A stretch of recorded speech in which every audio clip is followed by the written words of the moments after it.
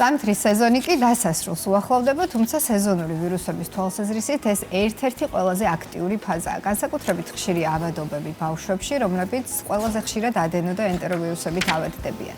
რომელი სეზონური ვირუსები ახლა ყველაზე გავრცელებული და როგორ გამომკლავდეთ მათ? ჩვენი ჟურნალისტი კატო ყიფიანი გვერდდება ახლა პირდაპირ ეთერში.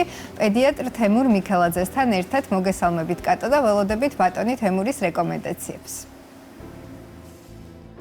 შუადღე მშვიდობისა წამყვანება მივესალმები მაყურებელს. მოგეხსენებათ, ამ პერიოდში განსაკუთრებით გავრცელებულია ვირუსული ინფექციები.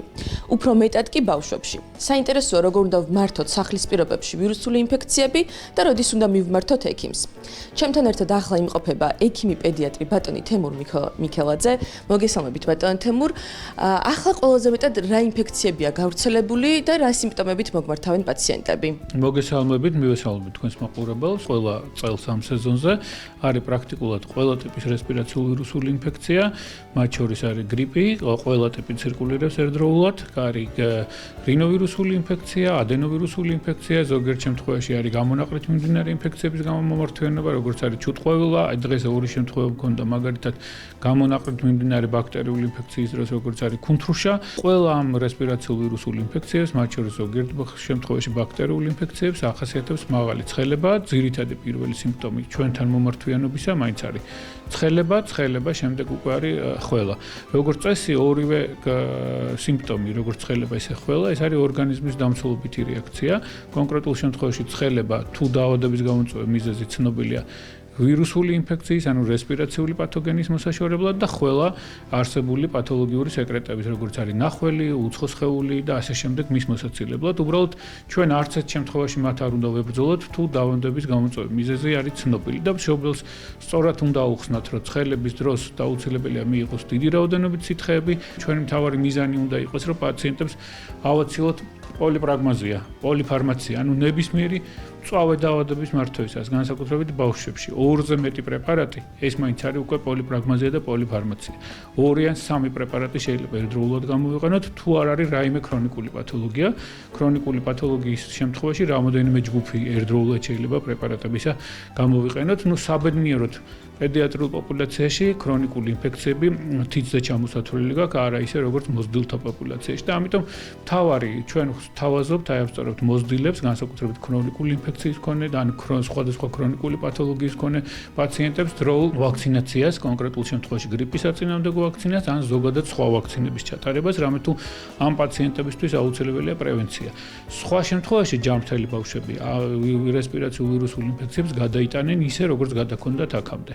და მომართვიანობა ყოველწლიურად ცნობილია, რომ ჯანმრთელი ბავშვი შეიძლება ავადობდეს 10-დან 12-მდე წლის განმავლობაში. ეს რაღაც განსაკუთრებულ პრობლემებთან არ არის დაკავშირებული. აქაც მთავარი იმისაც, რომ არ უნდა აყვეს მშობელი პანიკას, ინფექციის მართვისას აუცილებელია ელემენტარული პრევენციული ღონისძიებები გავითვალისწინოთ მანამდე, რამე თუ არ მოხდეს ერთდროულად ბევრი ბავშვის დასნებოვნება, ისე როგორც ხდებოდა ხოლმე პანდემიების დროს, გრიპის პანდემიის დროს, აი პირველი 2009-10 წელს ქონდა ასეთი და ერთდროულად ხდებოდა კლინიკების გადატვირთვა. ანუ ჩვენ მთავარი მიზანი რა უნდა იყოს, ის პრევენციული ღონისძიებები, ელემენტარული საკლასო ოთახების განიავება, როცა ბავშვი ავად არის სახლის განმავლობაში გავაჩეროთ 2-3 დღის განმავლობაში და არ გავიყვანოთ ის სკოლამდელი აღზრდის დაწესებულებებში, რამე თუ ერთდროულად არ მოხდეს ამ პაციენტების დასნებოვნება, რომ არ დააწვეს საზოგადოებრივი ჯანდაცვის ცენტრებს ან კლინიკებს. თორე ვირუსულ ინფექციას ყოველთვის გადაიტანს ბავშვი, ყოველთვის გადაქონდა და რაიმე ისეთი განსაკუთრებული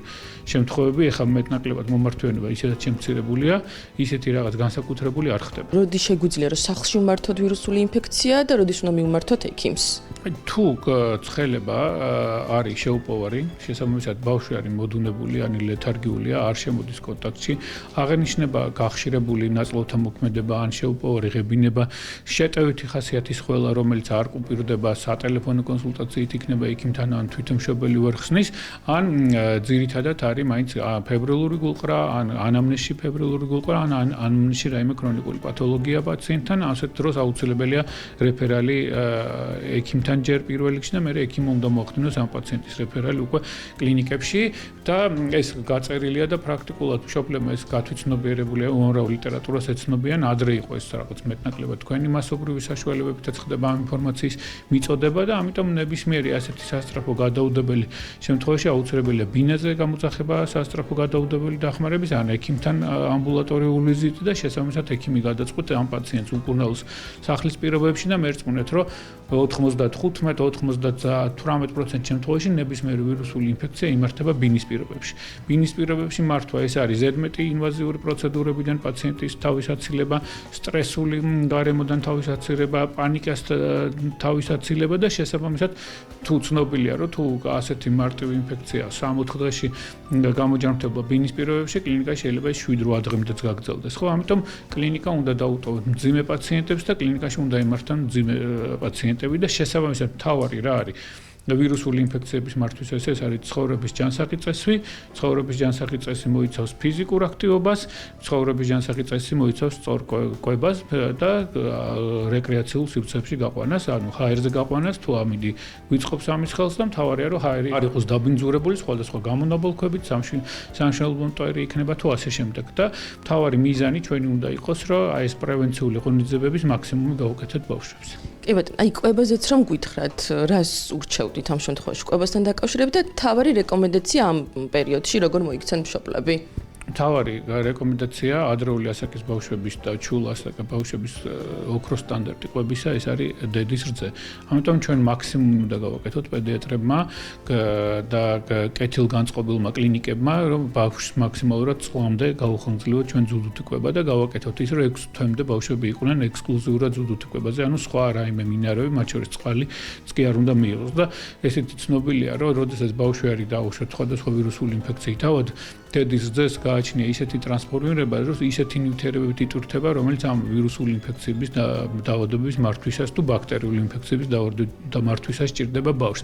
ამიტომ სხვა შემთხვევაში თუ არ ვიღებთ და არ გვაქვს დედის რძე, ან უფრო მოზრდილ ასაკში, ცნობილია, რომ ნებისმიერი საკვები იყოს ბიოლოგიურად ღირებული, შესაბამისად დატვირთული იყოს მინერალებით, მაკრონუტრიენტებით, მიკრონუტრიენტებით, ვიტამინებით, ეს ცოცხლად უნდა იყოს მომზადებული და არ უნდა შევთავაზოთ ფასტფუდები და სწრაფი კვების ობიექტის მქონე პროდუქტები, ხო?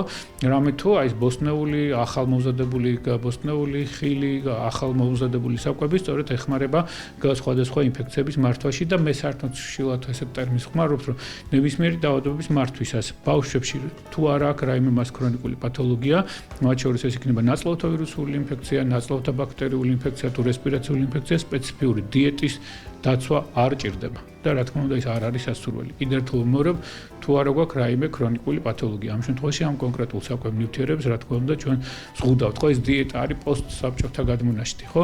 საკმაოდ ხშირად მინახია, როდესაც გადაყავთ ხოლმე ნაწლავთა ინფექციების დროზე რაღაც ბრინჯის ნახარსზე და სხვადასხვა საკვებ პროდუქტებზე, რაც კატეგორიულად დაუშვებელია. პირიქით ზოგ შემთხვევაში ცხიმის კომპონენტი უნდა დავთვირთოთ და აი ეს ყველა იქიმა იცის, მშობლებს ეს თავაზობენ და რაღაც განსაკუთრებული დიეტის დაცვა როგორც წესი არ არის აუცილებელი. ძალიან დიდი მადლობა ბატონო თემურ, რომ იყავით ჩვენთან ერთად. მე კი კიდევ ერთხელ ვეთქვი მაყურებელს, რომ გაითვალისწინონ ექიმის რეკომენდაციები. ჯანმრთელობას გისურვებთ.